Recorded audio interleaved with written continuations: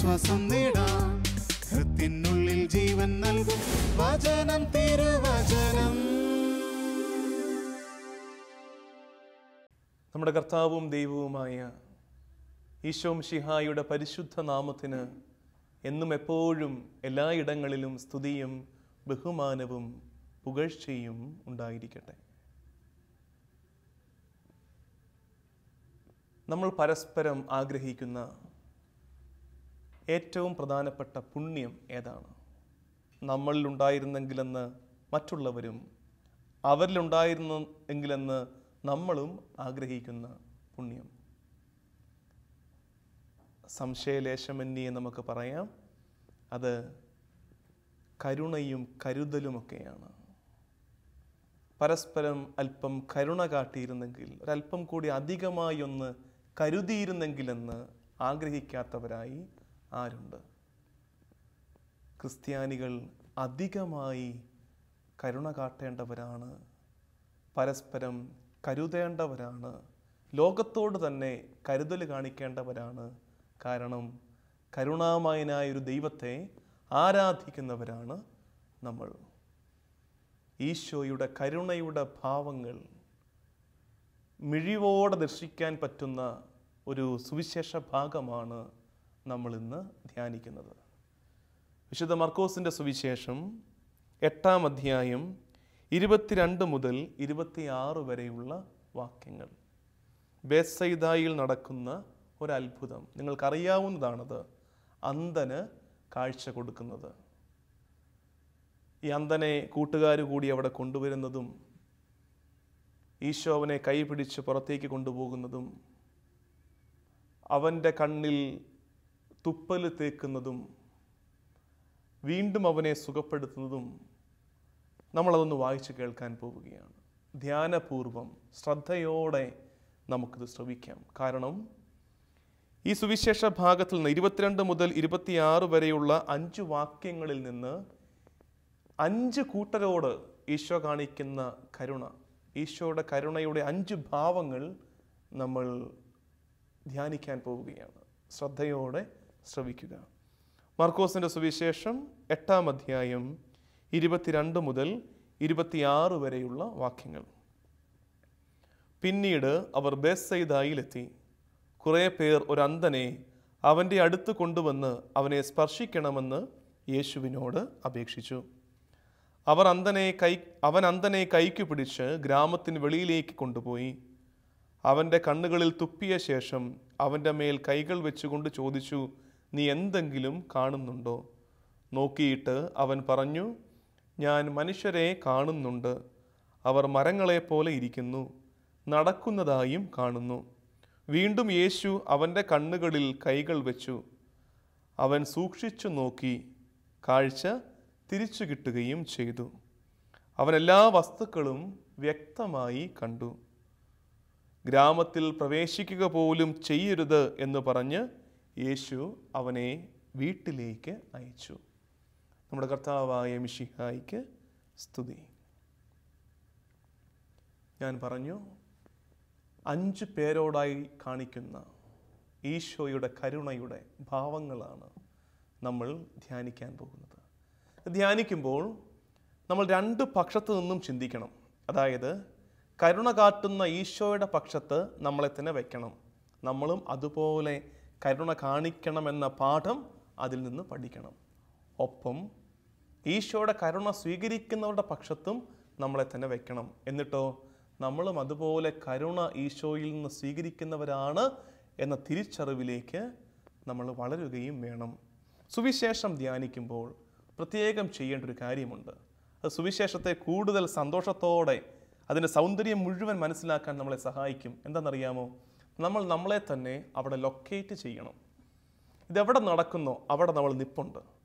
ഈശോ നിൽക്കുന്നു, ഒരു ക്രൗഡ്, ജനക്കൂട്ടം ചുറ്റുമുണ്ട്, അന്ധനെ കൊണ്ടുവരുന്നു. ഇതൊക്കെ ഈശോയുടെ അടുത്ത് നിന്ന് നമ്മൾ കാണണം. അങ്ങനെ കാണുമ്പോൾ ഇതൊരു ദൃശ്യമായിട്ട് നമ്മുടെ മനസ്സിലങ്ങ് പതിയുകയാണ്. അപ്പോൾ നിങ്ങളും എന്നോടൊപ്പം വരിക, നമുക്ക് പോയി ആ ജനക്കൂട്ടത്തിൻ്റെ കൂടെ നിൽക്കാം. അവിടെ നിന്നുകൊണ്ട് ഈ കാഴ്ച കുറച്ചുകൂടെ ഫോക്കസ് ചെയ്ത് നമുക്കൊന്ന് കാണാം. ആദ്യം ഈശോ കരുണ കാണിക്കുന്നത് ആരോടാണ്? ഈശോ കരുണ കാണിക്കുന്നത് ഈ അന്ധനെ ഈശോയുടെ അടുക്കിലേക്ക് കൂട്ടിക്കൊണ്ട് വന്ന സുഹൃത്തുക്കളോടാണ് ഈശോ ആദ്യമായി കരുണ കാണിക്കുന്നത്. അവരുടെ ആ ഒരു താല്പര്യത്തോട് ഈശോ എന്തൊരു കൺസേൺ ആണ് തിരികെ കാണിക്കുന്നത്. അതായത് ഈ അന്ധൻ ഒന്നും ചോദിച്ചിട്ടില്ല ഈശോയോട്, എനിക്ക് സൗഖ്യം തരാമോ എന്ന് അയാൾ ചോദിച്ചിട്ടില്ല. പിന്നെ എന്തുകൊണ്ടാണ് ഈശോ ഇവൻ്റെ കാര്യത്തിൽ ഇടപെടുന്നത്? അതിനൊറ്റ കാരണമേ ഉള്ളൂ, ഇവനെ കൊണ്ടുവന്നവരോടുള്ള കരുണ. നമ്മളും ആരെയെങ്കിലുമൊക്കെ ഈശോയുടെ അടുത്തേക്ക് കൊണ്ടു ചെല്ലണം. അങ്ങനെ കൊണ്ടു ചെല്ലുമ്പോഴുള്ള ഗുണം എന്താണെന്നറിയാമോ? ഒരേ സമയം നമ്മൾ ആരെ കൊണ്ടുപോകുന്നോ അവരും ഈശോയുടെ കരുണ അനുഭവിക്കും. ഇന്ന് ഇത് കേട്ടുകൊണ്ടിരിക്കുമ്പോൾ നിങ്ങളുടെ മനസ്സിലേക്ക് ആരുടെയൊക്കെയൊക്കെ മുഖം വരുന്നുണ്ടാകും തീർച്ചയായും. അതായത് അവരായിട്ട് ഈശോയോട് സൗഖ്യം തരണമേ എന്നോ അവരായിട്ടൊരു പ്രാർത്ഥന തിരുസന്നിധിയിൽ ഉയർത്തുന്നതായോ നമുക്ക് ചിന്തിക്കാൻ പറ്റില്ല. ചില മനുഷ്യർ അങ്ങനെയാണ്. അപ്പോൾ നമ്മളെന്താ ചെയ്യേണ്ടത്? ഈ സുഹൃത്തുക്കളുടെ റോള് നമ്മളങ്ങ് ഏറ്റെടുക്കണം. എന്താ അവിടെ പറഞ്ഞിരിക്കുന്നത്? പിന്നീട് അവൻ ബേസയിദായിലെത്തി കുറേ പേർ ഒരു അന്ധനെ അവൻ്റെ അടുത്ത് കൊണ്ടുവന്ന് അവനെ സ്പർശിക്കണമെന്ന് യേശുവിനോട് അപേക്ഷിച്ചു. അതായത് രണ്ട് കാര്യങ്ങൾ: ഒന്ന്, ആരെങ്കിലുമൊക്കെ കൂട്ടി ഈശോയുടെ പക്കലെത്തിക്കുക; രണ്ട്, അവർക്ക് വേണ്ടി തിരുസന്നിധിയിൽ മാധ്യസ്ഥ്യം പ്രാർത്ഥിക്കുക. അങ്ങനെ വരുമ്പോൾ എന്താണ് ഗുണം, എന്താണ് മെച്ചമെന്ന് ഞാൻ പറഞ്ഞു. ഈശോ കരുണ കാണിക്കും. ആരോടൊക്കെ? കൊണ്ടു ചെല്ലുന്ന നമ്മളോടും, നമ്മൾ ആരെ കൊണ്ടുപോയോ അവരോടും ഈശോ കരുണ കാണിക്കും. മറ്റുള്ളവരെ പരിഗണിക്കുന്നവരെ ദൈവം അധികമായി പരിഗണിക്കുന്നു. മറ്റുള്ളവരെ പരിഗണിക്കുന്നവരെ ദൈവം അധികമായി പരിഗണിക്കുന്നു. ചിലപ്പോൾ അത്ഭുതം തോന്നിയിട്ടുണ്ട്. ഈ അഗതി മന്ദിരങ്ങളൊക്കെ, നമ്മുടെ പ്രിയപ്പെട്ട സ്നേഹനിധികളായ സിസ്റ്റേഴ്സൊക്കെ നടത്തുന്ന അഗതി മന്ദിരങ്ങളൊക്കെ എങ്ങനെ നടന്നു പോകുന്നുവെന്ന്. അതിൻ്റെ ഉത്തരം ഇതാണ്: മറ്റുള്ളവരെ പരിഗണിക്കുന്നവരെ ദൈവം അധികമായി പരിഗണിക്കുന്നു. ഈശോയുടെ കരുണ കണ്ടോ?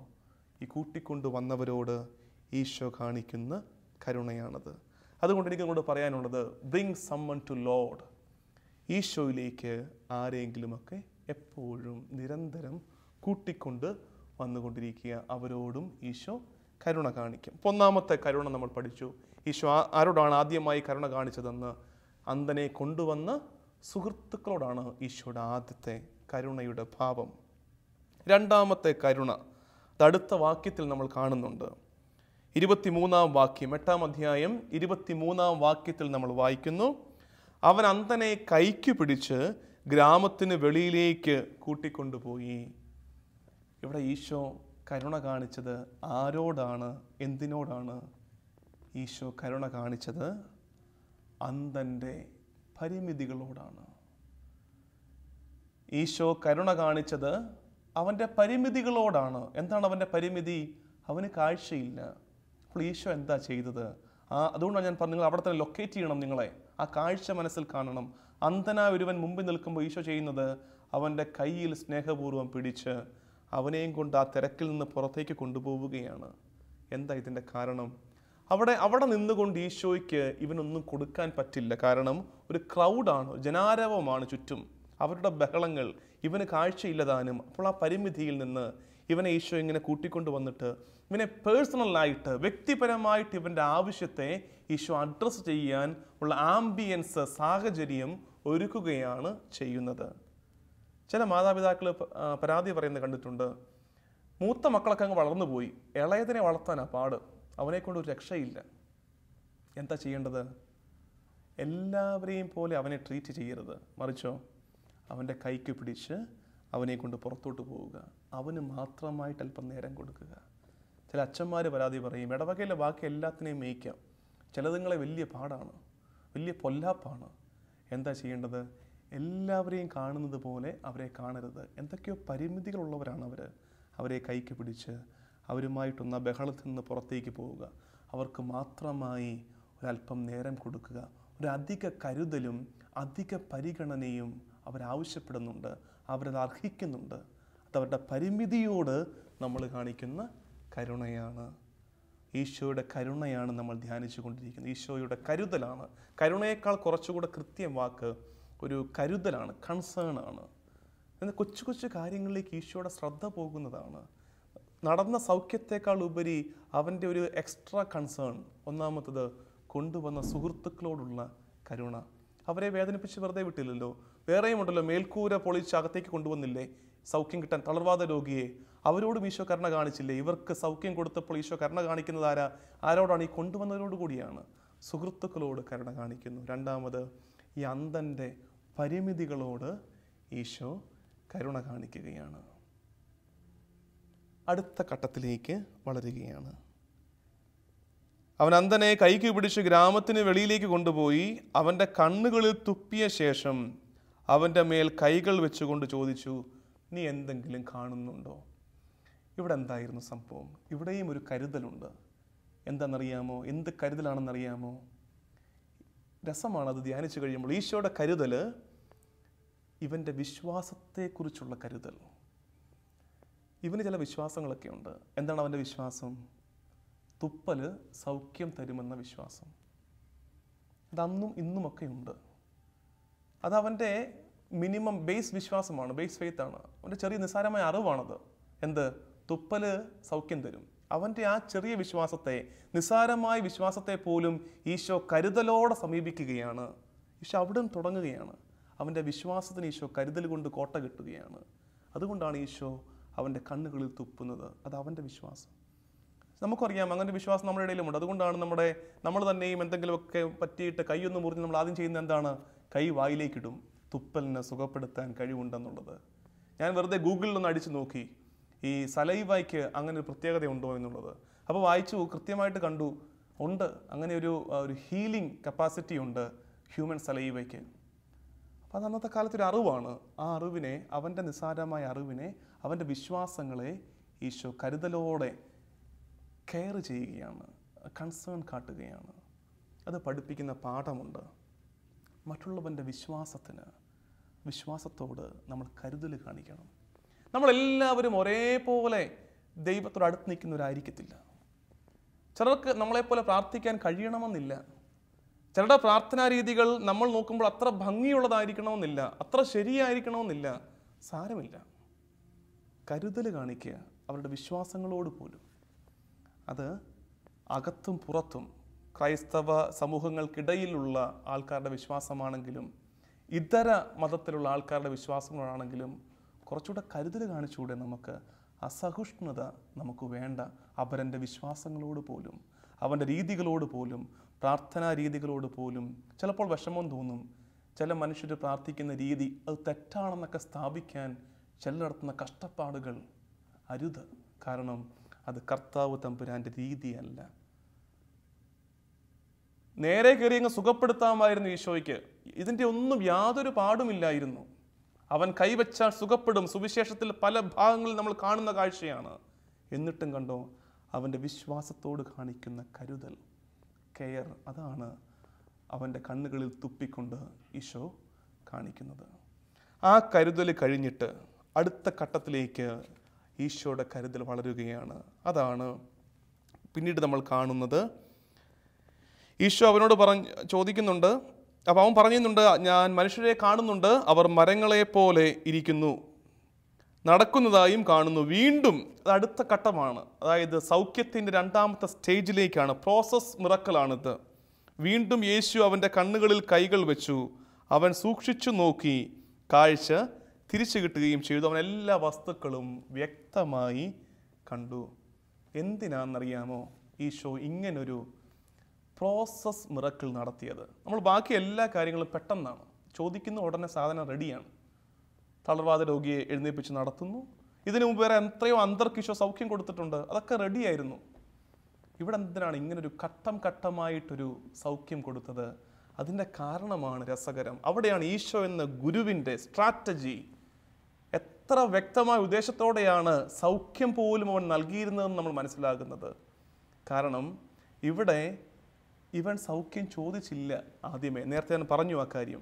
ഇപ്പോൾ ജെറീക്കോയിൽ അന്ധരാണെങ്കിൽ നിലവിളിച്ച് പ്രാർത്ഥിച്ചു, കർത്താവേ ദാവീദിൻ്റെ പുത്ര ഞങ്ങളുടെ മേൽ കരുണയുണ്ടാകണമേ എന്നുള്ള അവരുടെ പ്രാർത്ഥനയ്ക്ക് ഈശോ കൊടുത്ത ഉത്തരമായിരുന്നു ഉടനടിയുള്ള സൗഖ്യം. ഇവിടെയോ ഇവൻ ചോദിച്ചില്ല. ഇവൻ്റെ ചെറിയ അറിവുകളിൽ, നിസ്സാരങ്ങളായ പരിമിതങ്ങളായ അറിവുകളിൽ ഒതുങ്ങി നിൽക്കുകയായിരുന്നു. അവൻ്റെ വിശ്വാസങ്ങളിൽ ഒതുങ്ങി നിൽക്കുകയായിരുന്നു. ആ വിശ്വാസത്തോടും കരുതൽ കാണിച്ചിട്ട് ഈശോ അവന് തന്നെ മനസ്സിലാക്കി കൊടുക്കുകയാണ്. എന്ത്? അവൻ്റെ വിശ്വാസം പോരാ, അവൻ്റെ അറിവ് പോരാ എന്ന് അവൻ ഈശോ മനസ്സിലാക്കി കൊടുത്തു. അതായിരുന്നു ആദ്യത്തെ ഘട്ടം, ആദ്യത്തെ സൗഖ്യത്തിൻ്റെ ഘട്ടം. അവൻ തിരിച്ചറിഞ്ഞു, എൻ്റെ കാഴ്ച പൂർണ്ണമാകുന്നില്ലെന്ന്, എൻ്റെ കാഴ്ച അപ്പോൾ അവൻ ചോദിക്കുകയാണ്, സൗഖ്യം തരണമേ എന്ന്. അവനെക്കൊണ്ട് തന്നെ ഈശോ പറയിപ്പിക്കുകയാണ്, യഥാർത്ഥ കാഴ്ച എനിക്ക് തരണമേ എന്ന്. ഇതെന്താണെന്ന് വെച്ചാൽ, ഇത് നിങ്ങൾക്ക് മനസ്സിലാക്കാൻ വേണ്ടി, കൊമേഴ്സൊക്കെ പഠിക്കുന്ന കുട്ടികളുണ്ടെങ്കിൽ, കൊമേഴ്സ് പഠിച്ച മുതിർന്നവരുണ്ടെങ്കിൽ, കൊമേഴ്സ് പഠിക്കണമെന്നില്ല, സാമാന്യ ബോധമുള്ള ആർക്കും മനസ്സിലാകുന്ന ഒരു കാര്യമുണ്ട്. ഒരു പ്രൊഡക്റ്റ് മാർക്കറ്റിൽ വിജയിക്കുന്നത് എപ്പോഴാണെന്നറിയാമോ? ഒരൊറ്റ വാക്കാണത്, ഏറ്റവും പ്രധാനപ്പെട്ട വാക്ക്. മാർക്കറ്റിങ്ങിൻ്റെ ഒരു പ്രൊഡക്റ്റ് മാർക്കറ്റിൽ ഇറങ്ങി വിജയിക്കണമെങ്കിൽ ഏറ്റവും പ്രധാനപ്പെട്ട ഒറ്റ വാക്ക് എന്തായിരിക്കും? ആ വാക്ക് നിങ്ങൾക്ക് അങ്ങോട്ടും ഇങ്ങോട്ടും ഒക്കെ ഒന്ന് പറഞ്ഞു നോക്കാം. ആരുടേതാകും ശരിയെന്ന് നമുക്കറിയാമല്ലോ. പ്രധാനപ്പെട്ട വാക്ക് ഡിമാൻഡ് ആണ്. മാർക്കറ്റിൽ ഒരു പ്രൊഡക്റ്റിൻ്റെ വിജയത്തെ തീരുമാനിക്കുന്ന വാക്ക് ഡിമാൻഡ്. ആ ഡിമാൻഡിനോട് ചേർന്ന് മറ്റൊരു വാക്കുണ്ട്. എന്താണത്? സപ്ലൈ. ഡിമാൻഡ്, അതായത് കസ്റ്റമറുടെ ഭാഗത്തു നിന്നൊരു ഡിമാൻഡ് ഉണ്ടാകുന്നു, പ്രൊഡക്ഷൻ്റെ ഭാഗത്തു നിന്നൊരു സപ്ലൈ ഉണ്ടാകുന്നു. അപ്പോഴാണ് ഒരു പ്രൊഡക്റ്റ് മാർക്കറ്റിൽ വിജയിക്കുന്നത്. ഇവിടെ ഈശോ എന്താ ചെയ്തത്? അഡ്വർടൈസ്മെൻ്റ് എന്നൊക്കെ പറയുന്നത് എന്താണ്? ഈ ഡിമാൻഡ് ക്രിയേറ്റ് ചെയ്യിപ്പിക്കുകയാണ്. ഡിമാൻഡ് ക്രിയേറ്റ് ചെയ്യിപ്പിക്കും. ഇവിടെ ഈശോ ചെയ്തത് ഇവനൊരു ഡിമാൻഡ് ക്രിയേറ്റ് ചെയ്യിപ്പിച്ചു, എന്നിട്ട് അവന് സപ്ലൈ കൊടുത്തു, സൗഖ്യത്തിൻ്റെ സപ്ലൈ കൊടുത്തു. എന്ത് ചെയ്യാൻ? നമ്മുടെ കാലത്ത് പറ്റുന്ന അപകടം എന്താണെന്നറിയാമോ?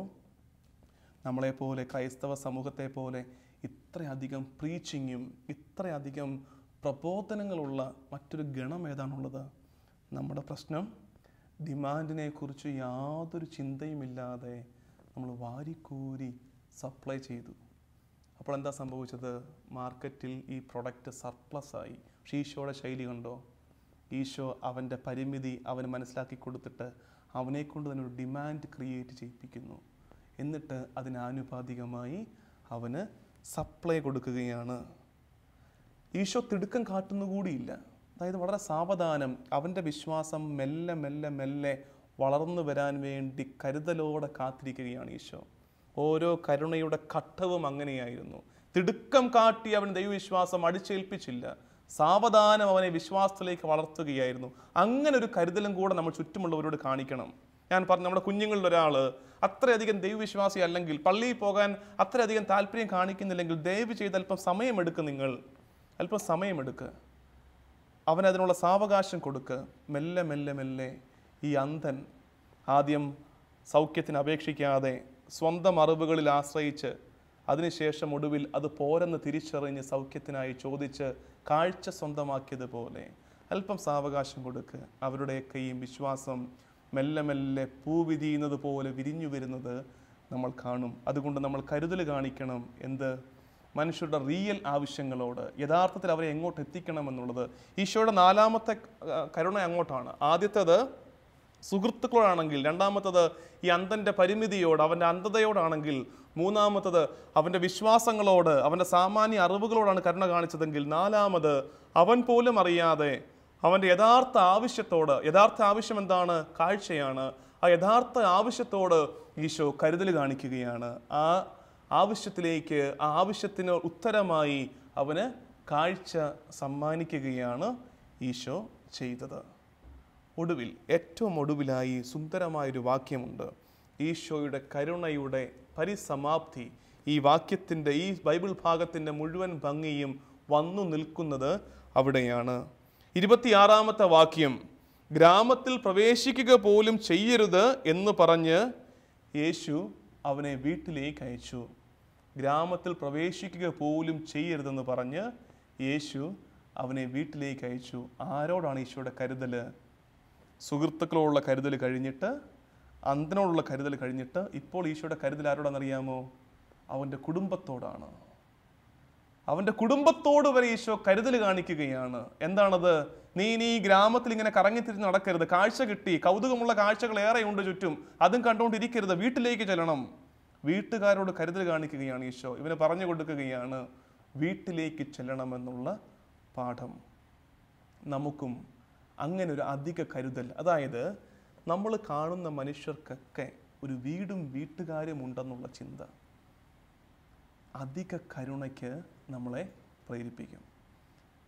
ചിന്തിച്ചു നോക്കിയിരിക്കുക ആ കാര്യം. അധ്യാപകനാണ്, അധ്യാപികയാണ് നിങ്ങളെങ്കിൽ നമ്മൾ പഠിപ്പിക്കുന്ന കൊച്ചിന് ഒരപ്പനും അമ്മയും ഉണ്ട്.